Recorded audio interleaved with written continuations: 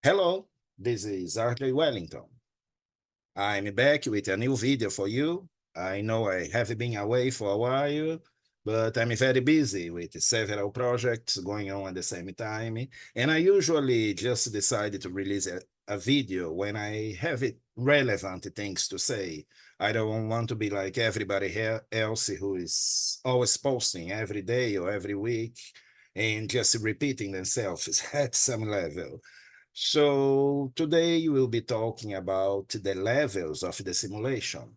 There has been a lot of talk about us living in a simulation, and I will hopefully clarify that topic for you.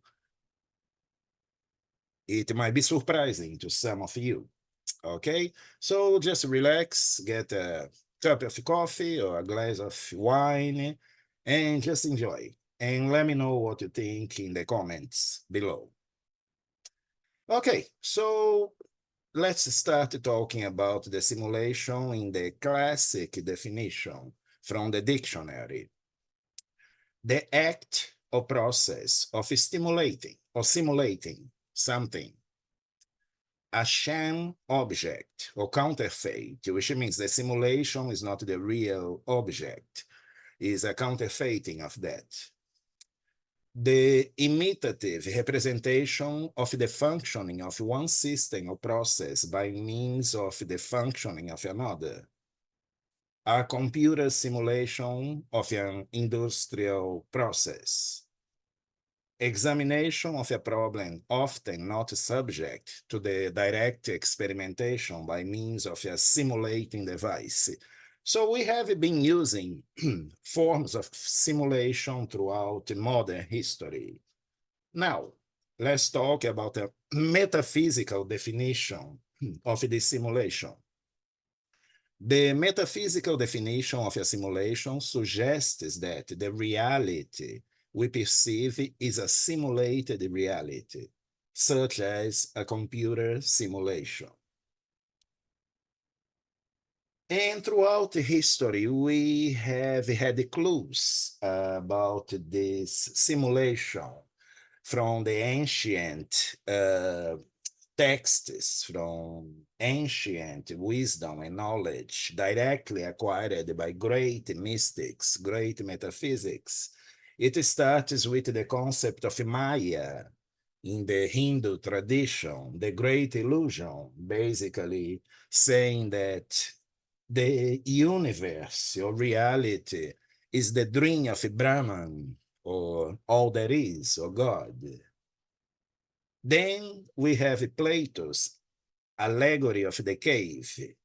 For those who don't know, I would advise you to search on YouTube the allegory of the cave by Plato, which basically says that we are like people stuck in a cave, just seeing shadows created artificially. And then one character is able to break free, goes out of the cave, he sees reality as it is. And when he comes back, people reject his idea. So that sounds familiar, right? That has happened all the time. Then we have the Gnostics and the bad copy. So who are the Gnostics? It was I would say a Christian mystic group that practiced the real teachings of Yeshua back then. And they were highly influential in the first years of Christianity, and they were heavily persecuted. So the Christianity that you see today has nothing to do with the true mystical teachings of Yeshua or Jesus. And according to the Gnostics, this cosmos was not the perfect blueprint of the pleroma or the divine fullness, but a distorted imitation of it. Why? Uh, I can tell you that God, all there is, infinite consciousness, didn't create the physical universes. We, as fractals of infinite consciousness, through our free will, created the physical reality as we know. In that process, there were a few issues that won't take me too long to talk about. But keep that in mind, a bad copy. The reality that you live in is a bad copy of the true reality. Then, most recently, we had the Matrix movie series, which is, to me, it is a water divider for the metaphysical community, for the mystic communities, and even for some scientists. The idea of the Matrix, the simulation created by AI to keep you under control, enslaved. Uh, Technically speaking, I would say the theme of the movie might not be necessarily true, that we are controlled by AI, but the philosophy behind it is true. And I will prove that to you. For example, when Morpheus says some rules can be bent and some rules can be broken. And that's what enlightened and ascended beings do. They break rules. And we have the current speculations from scientists and philosophers. I will mention just a few. There are many, but again, I don't want this video to last 2 or 3 hours. I want it to be as short as possible. So, the simulation hypothesis is taken surprisingly seriously by some prominent scientists and philosophers. For example, Nick Bostrom, he's an Oxford philosopher, and he came up with the so-called simulation argument. And he proposed the logical trilemma. A dilemma are two options, a trilemma are three. So in his own words, civilizations never reached the tech to run ancestral simulations, which means we destroy ourselves before we reach that level. The second option, they reach that level, but choosing not to run the simulations, which I think is highly improbable because humans are curious by nature and we like to play. We are right now working on simulations, as you will see later. And the third hypothesis is if they do run the simulations, the number of simulated realities vastly outnumbers quote unquote base realities. So statistically, we are almost certainly in one simulated reality. Elon Musk, he doesn't need any introduction, right? I don't know if there is any living being on this planet who haven't heard about Elon Musk. And he was famous for saying, the odds that we are in base reality is 1 in billions, interpreted as approximately 99.9999999% chance that we are in a simulation. Then there is Neil deGrasse Tyson, astrophysicist. And at a debate on the simulation hypothesis, Tyson said he thinks the likelihood is better than 50-50. So according to him, there are more than 50% of a chance that we are in a simulation. Then we go to the great Sir James Gates Jr. He's a theoretical physicist, and he worked on the superstring theory of quantum physics. So while studying certain equations in supersymmetry in the early 2000s, Gates discovered that the mathematical structure describing the behavior of fundamental particles contain patterns, pay attention, identical to error-correcting codes, the same kind of digital codes computer scientists use to detect and fix data corruption. So there is something outside of a physical reality using the codes, error correcting codes, as he say. That is amazing, right? Now, there are general ideas. Again, I cannot mention all the aspects or the points of view, but we are here working with the general ideas that prove my point, by the way. So the general ideas. The brain is like a virtual reality device. And it is. Neuroscience has proven that. The brain simplifies reality to facilitate your survival. Okay, so you don't see a bunch of codes in front of you. Any information that comes into you, electrical signals are translated and simplified by your brain so you can make sense of a quote unquote reality. What we perceive are icons decoded by the brain. So think about your computer screen. Look at the image below if you wish. It is very pleasurable to see, for example, your wife and your kids as a physical body, to see their body, to see their faces, to touch them, to feel them, right? Imagine if you saw the subatomic aspect of someone. It would be, again, only codes of light, only information.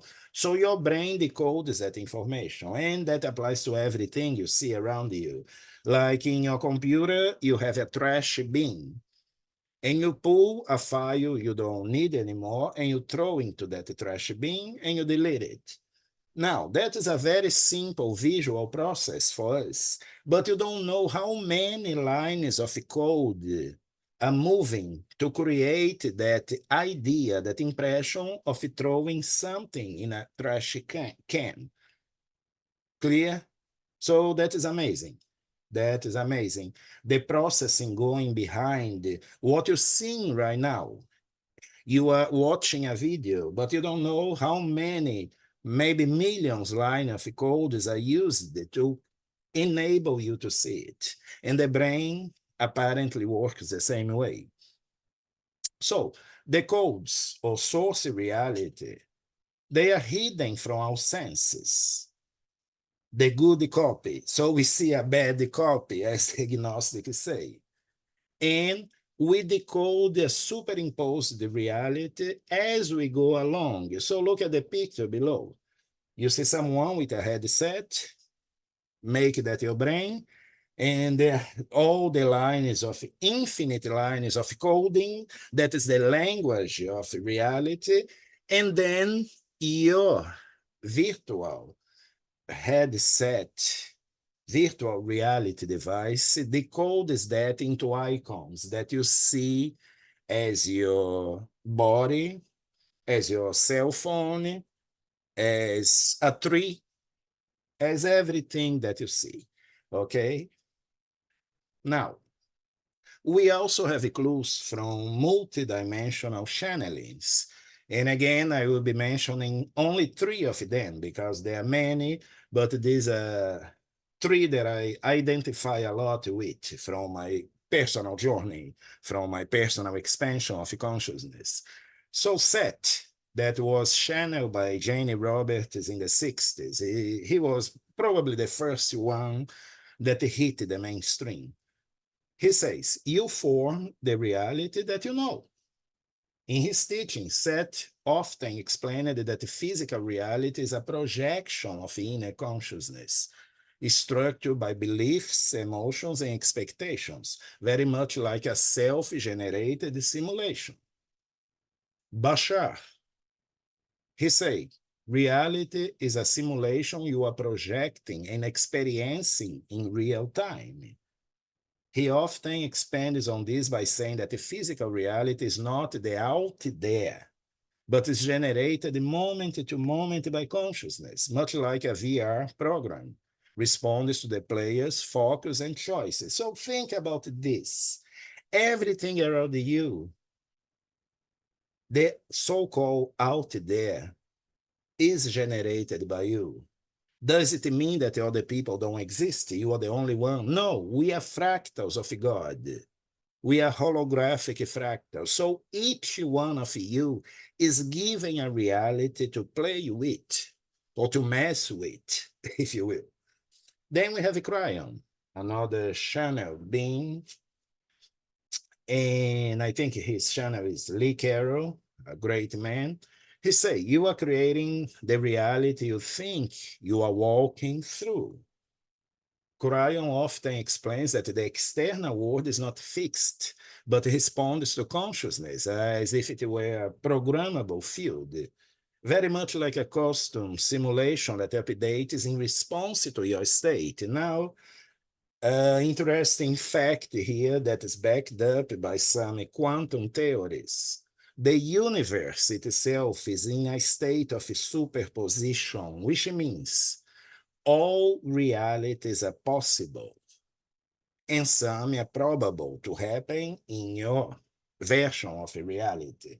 So, for example, if you are now sitting in your living room, your bathroom doesn't exist if there is no one observing your bathroom. The moment you walk towards your bathroom, you render the whole quote unquote reality in it. It sounds crazy, but as you expand your consciousness, and that's the only way to realize that this is how so-called reality works. So let's talk about the current status of the simulation. We are, right now, we have been for many years working on simulations already, like a computer gaming.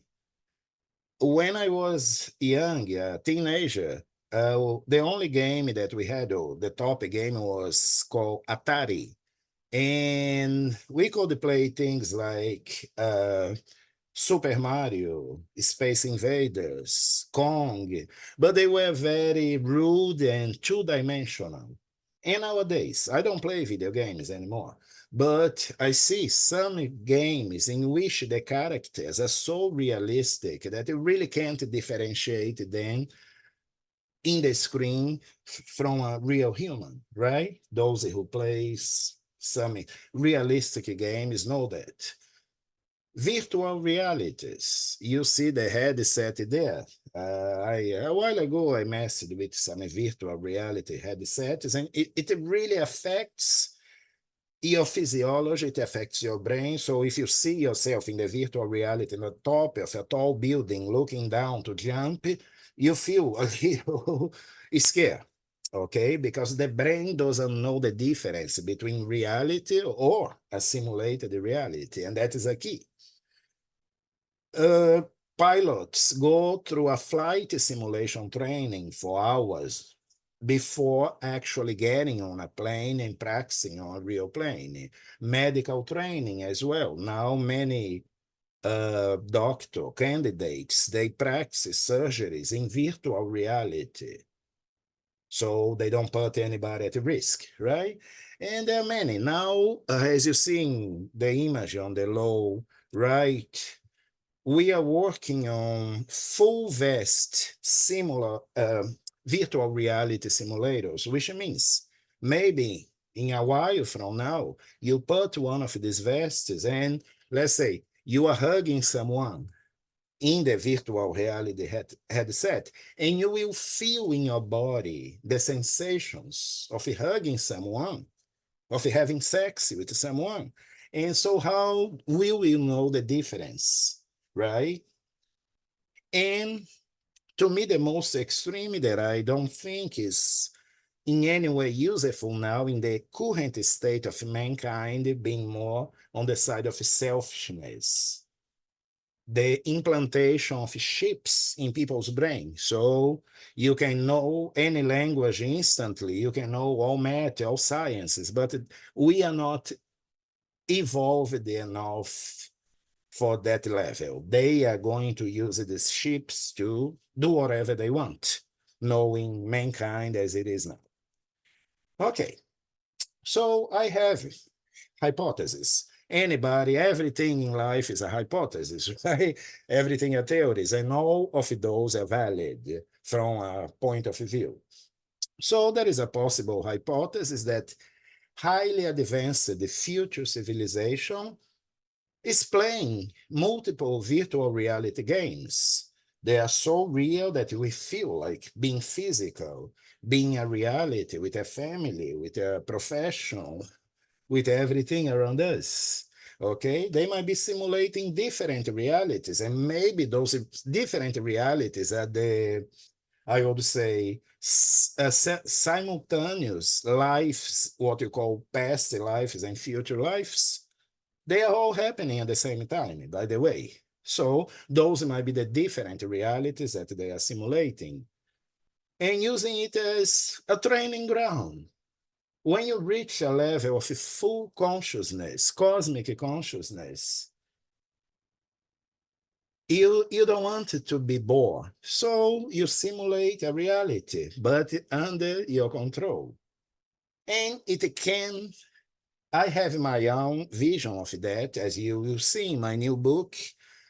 It can be us in the future, simulating us now for several reasons. But to me, the main reason, once you go above a human ego, human consciousness, is evolution, expansion of consciousness. So, why? Because time and space are illusions. All right? Past, present, and future are happening simultaneously right now. The so-called future already exists in a superimposed dimension. And I have a proof, personal proof of it. We are entangled with our future selves. Entanglement is a connection. So you can get information from your future self. And I have taught my students in the Transformation Dynamics program to do that. And some of them have amazing results, like I do. And we can act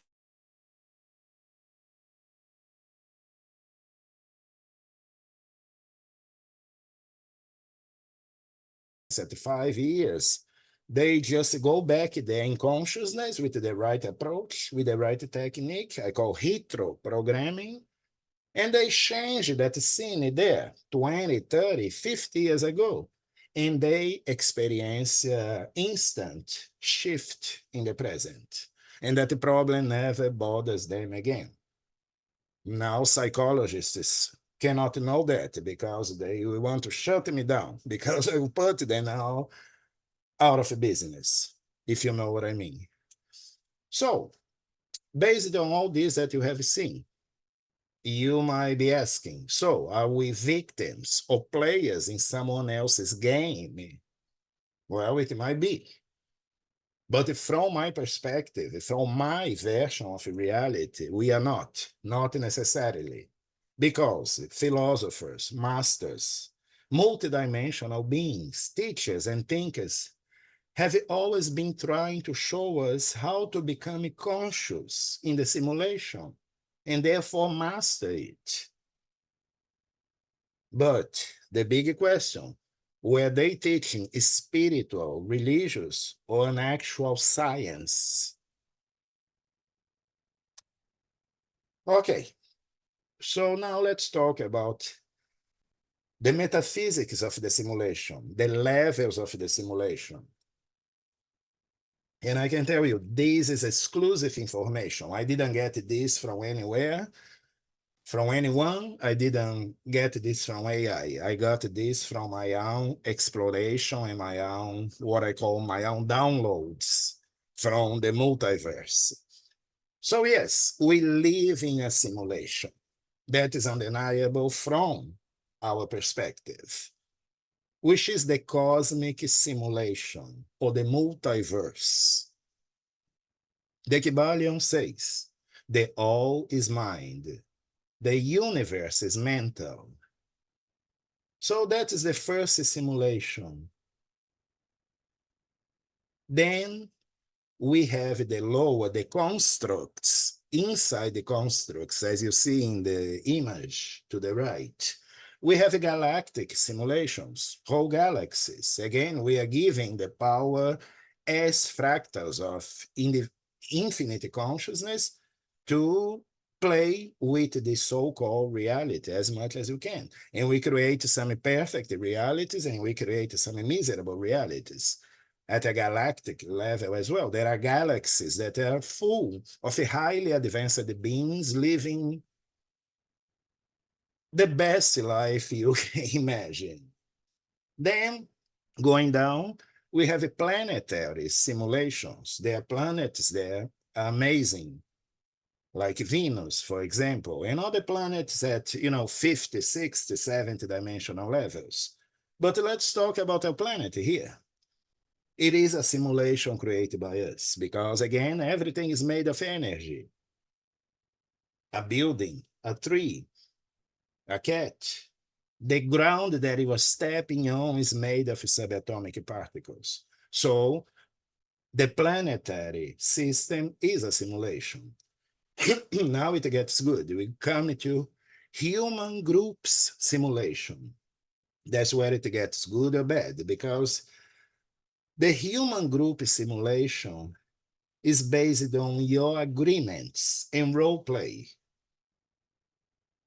And the bad part of it is that it's mostly being used now in the current state of your planet as a divide and conquer strategy.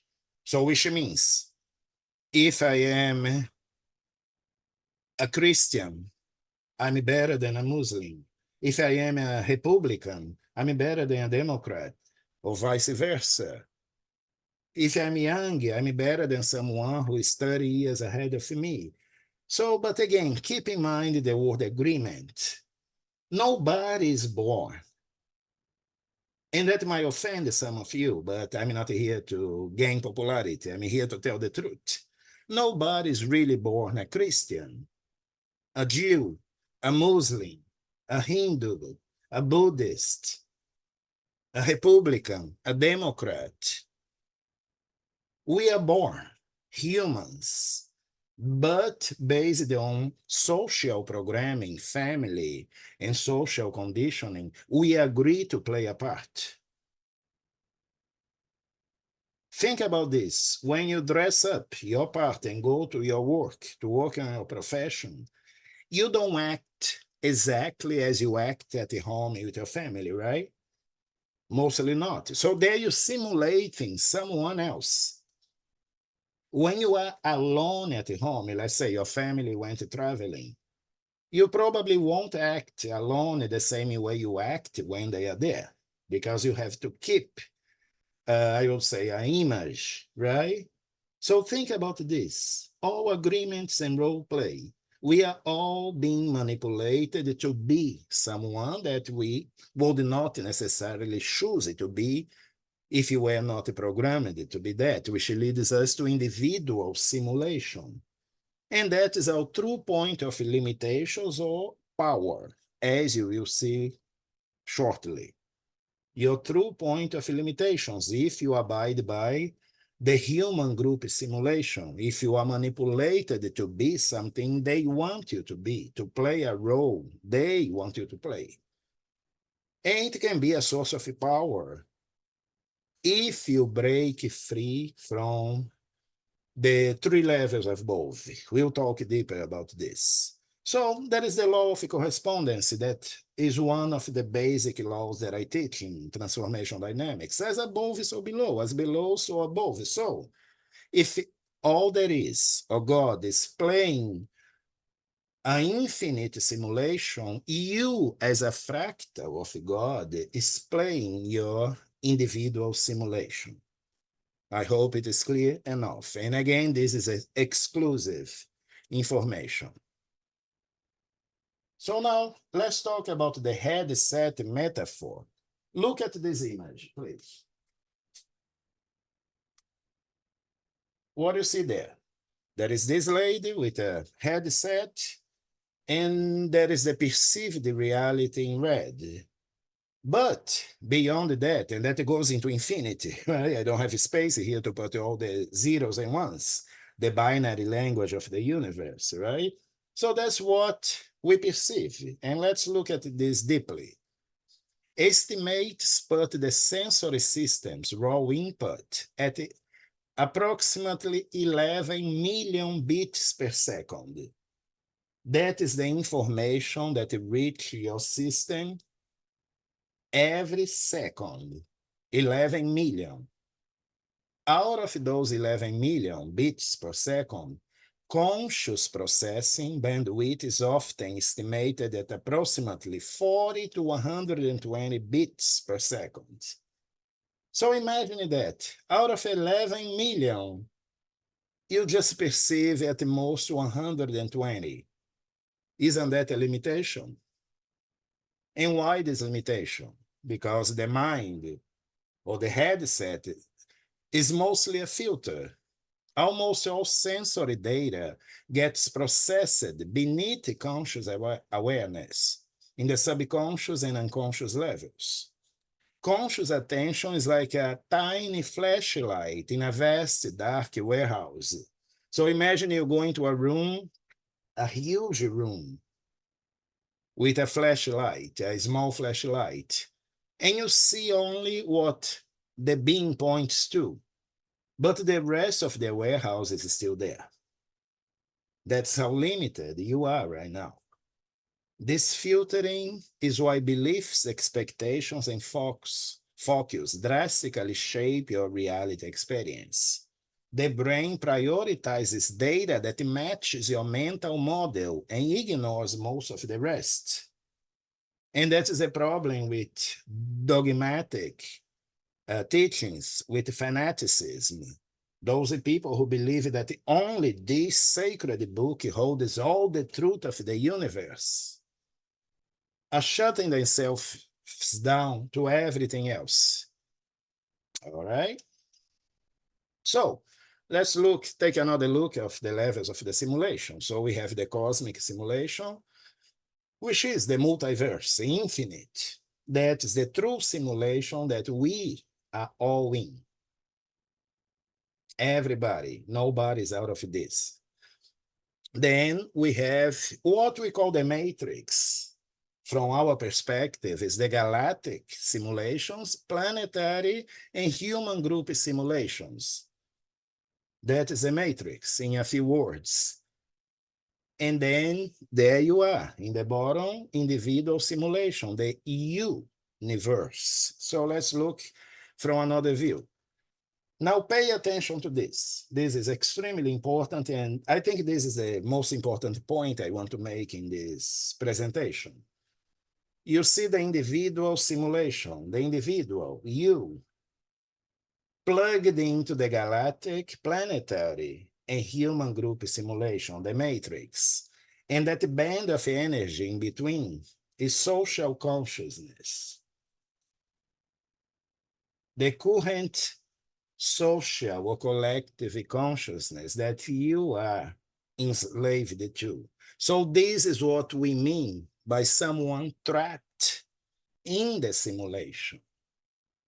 So look at the images below. Masters of self-limitation.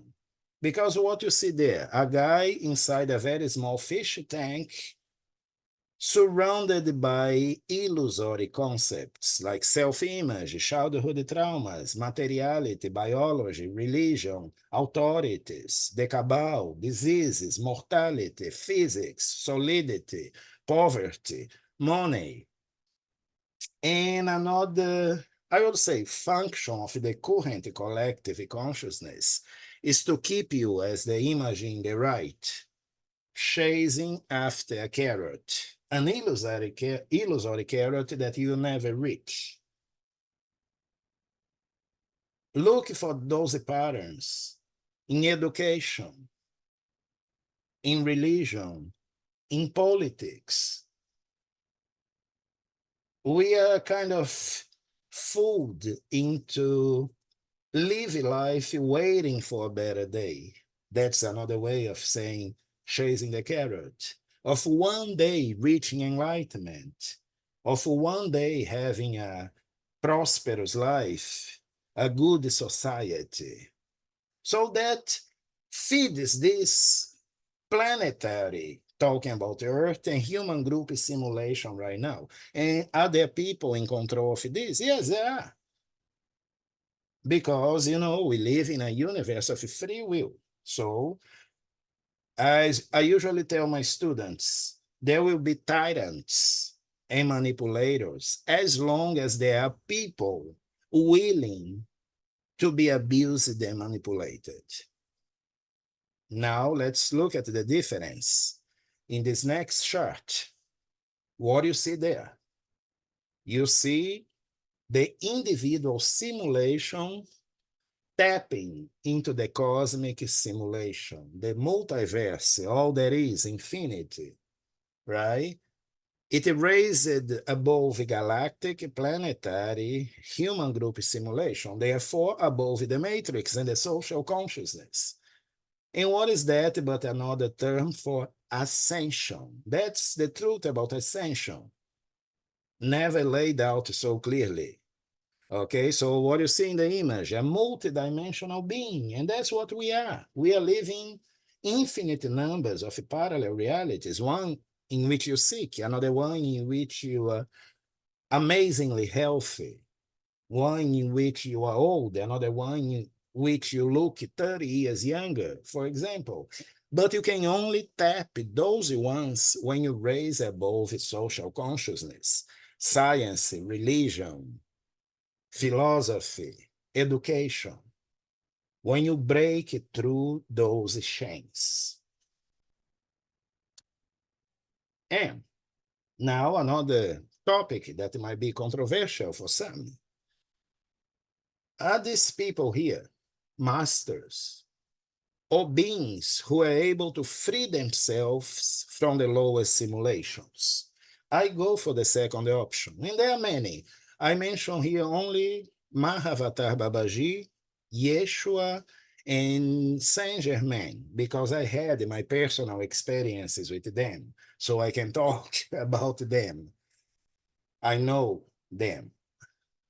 So, what we see, they never taught any form of religion and spirituality.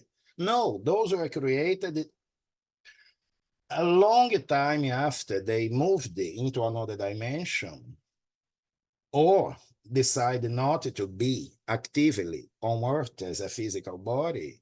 And people created worship, religion, dogmas, teachings around them, usually with the financial interests. And if you see all modern religions are meant to keep you trapped in the matrix. They are not meant to teach you how to elevate to the level of infinite consciousness. They are meant to keep you in a group thinking, like a beehive, right? To me, they taught about our potential to expand consciousness. And their teachings have been greatly manipulated and altered to turn a science, an ancient science of freedom, into religion. They taught a form of science of consciousness. That's what it is, whether you like it or not. They were not to be worshipped. They never asked to be worshipped. The original teachings are basically the same. If you go deep into the true teachings of Babaji, Yeshua, or Saint Germain, they teach basically the same thing, which is metaphysics as the science of the multiverse. Pay attention to this, because this will free you from a lot of dogmatic thinking that make you feel less than you are and less than those beings. Now, in modern times, we also have masters or beings that are free from the lower simulation. Again, I mention only three here, with which I have some knowledge of their sharings, their teachings. I never met any of them personally, but one of them I met in another dimension, for those who know what I mean. But we have Thomas Campbell, who wrote the trilogy My Big Toe, or Theory of Everything. He has a lot of interviews on YouTube talking about his findings about the nature of the universe as consciousness. There is Vadim Zeland, who wrote the series Reality Transurfing. They are also amazing books that teach people how to break free from the matrix. And last but not least is a man called Grigory Grabovoi. He is in Russia and he has many publications. He has an amazing philosophy, and he's one of the first with the courage to mention the possibility of a physical immortality and eternal expansion of consciousness. So these are people now, in our current time, teaching the same that those previous masters share hundreds, thousands of years ago. They teach a form of science of consciousness. The original teachings are basically the same as well. Metaphysics is the science of the multiverse, and the three of them are sharing, as I do, the science of metaphysics. So, just to review, cosmic simulation, individual simulation, they have to merge bypassing planetary and human group simulation. In our galaxy, of course, the galactic simulation. So the masters from the past and future are only scientists, maybe coming from the future to show us the way to break through. Again, folks, it is not a religion. It is not a philosophy. It's not a spirituality.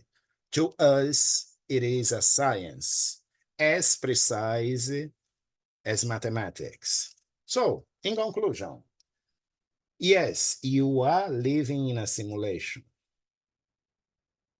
There are several layers to the simulation, constructs within constructs. You may be living the individual simulation of being a Catholic, a Republican, or a Democrat, the simulation of being Asian, African, or European. The social and collective constructs control your experiences. Because if you think, you must be at an elevated level to think like this somehow. Why do humans have to hurt each other? Why? Answer me that. It is so easy to live in peace, to be kind to your neighbor, to be kind to our co-workers, and to receive that kindness in return, right? I teach my students that the golden rule is a secret into fifth dimension. Don't do to others what you don't want them to do to you. So, but we are influenced, heavily influenced by the divide and control programming of the current social collective constructs. You are being manipulated, you are being fooled. Wake up, wake the hell up, because you can raise above social collective constructs. Most of the, I would say, when I say most, to me are all of the diseases they invented to keep you down and profit. The medical or pharmaceutical industries. For example, you are living a great lie. Everything is a lie, a construct, if you will, that becomes real because you accept it. So you can raise above social or collective constructs. And the good thing, as your consciousness expands, your level of control within the simulation expands. That's why some of these characters are able to levitate, to walk over water, to materialize things in their hands. Why you think that is possible? Because they are highly advanced spiritual beings who meditated for 30 years in Tibet? No. It is because they know a science that the construct don't want you to know. Clear? The ancient teachings, basis of true metaphysics, have held the keys to get us out of the lower simulations. They are keys. We only create quick or instant transformation and develop superhuman powers by ascending levels of the simulations. Bottom line. And that's why I tell my students, to me, one of the most important biblical phrases is, seek you first the kingdom of God and its righteousness, and everything else will be added to you.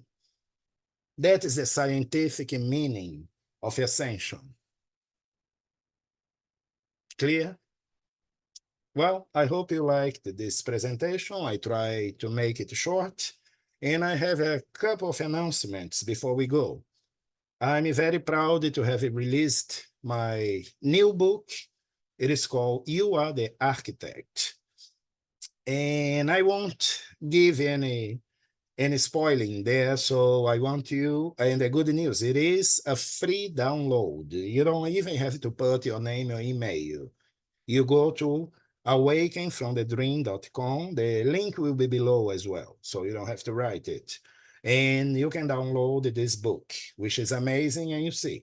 And I advise you, don't skip the introduction because that sets the tone for the whole book. And if you didn't yet, you can download my previous book, Awakening from the Dream, which is a compilation of my dialogues with some inner circle students. And the second announcement, for the last almost 2 years, I haven't worked with anyone personally because I've been preparing, I've been working on other projects and my own expansion. But now, by mid-September, at most, I'll be releasing the new version of my Transformation Dynamics program. Will be 2.0, Mastering the Dream. And I can proudly tell you, it has so much power packed information that you won't find in any book, in any video, in any audio. My former students can attest for that. Okay, and I teach you the science of expansion of consciousness, of freeing yourself from the matrix, if you wish. And the characteristics of this course, it is post-paid, which means you have a full session with me. If you didn't like, you don't have to pay and come back. If you like, you receive a PayPal link, and if you loved the session, you see the potential and you start seeing results because you can see experience results in just by practicing what I share in each session. You continue. It is on one-on-one. Okay, I don't have any representative. I don't have anybody authorized to teach transformation dynamics now. Maybe it will change in the future, but right now you'll be talking directly to me for approximately 1 hour to 1 hour and 15 minutes every week for 12 weeks. That's the commitment. And I give you a lifetime benefit. Many people, after you graduated with them or you take classes, they charge you a monthly fee to be part of an inner circle or a mastermind group. All my former students, I have quite a few inner circles, and they are with me for life. They don't pay 1 cent. If I release a new version of this course, they will receive the full version totally free. So I'm giving you options, but at least download my 2 books if you haven't yet, okay? And if you're watching this for the first time, if you've never been to this channel, I ask you to please subscribe and mark the button to receive notifications, because I don't place videos often, but when I place, they are high quality. And you can go back in my channel and watch all the videos that I have recorded throughout the years. All right, so I hope you enjoyed this presentation. I advise you to go through it a few times because, there's always things that you don't catch the first time. And I'll be talking to you soon. All right? Thank you for watching, and may the force be with you always.